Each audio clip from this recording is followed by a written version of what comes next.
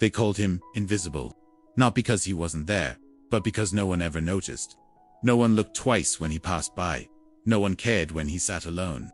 His name was Elijah, a quiet teenager growing up in the freezing outskirts of Winnipeg, Canada, whose world was cold, not just from the snow outside, but from the silence in his home and the loneliness that echoed in his chest. Elijah's mother worked 2 jobs. Always tired, always distant. His father, gone before he could speak his first word. School wasn't any better. He wasn't bullied. Not exactly. You have to be seen to be bullied. And Elijah, he was just forgotten. In class, he sat at the back. At lunch, he ate alone. In gym, no one picked him. No one ever did. But what no one knew, what Elijah never told anyone, was that he had a voice. Not just a whisper, but a voice that could shake rooms. A voice that could tell stories, sing songs, build worlds.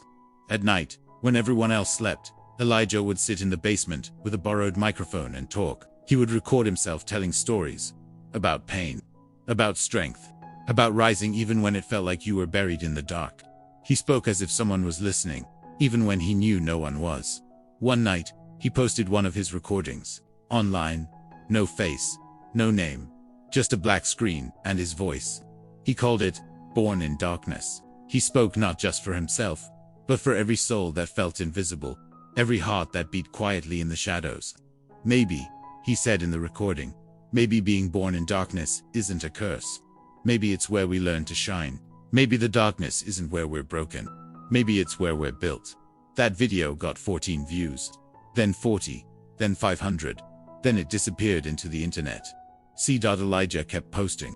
Every week a new voice note, a new story, a new message. No face, no fame, just the voice.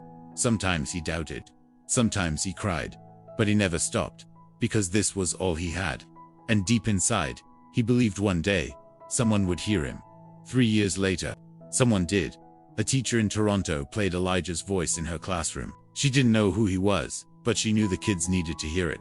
One of the students, a teenager named Mason, heard the recording and broke down in tears. This feels like me, he said. I thought I was the only one. Mason shared it. Then his friends did. Then a local news outlet picked it up.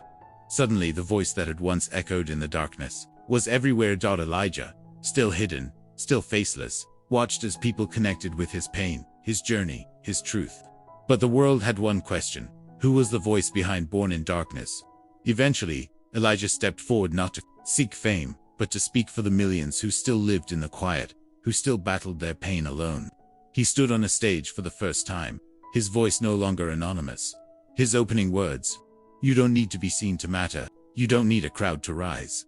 I was born in darkness, but I learned to build light with my own hands." The crowd stood in silence, then applause. Today, Elijah isn't invisible anymore.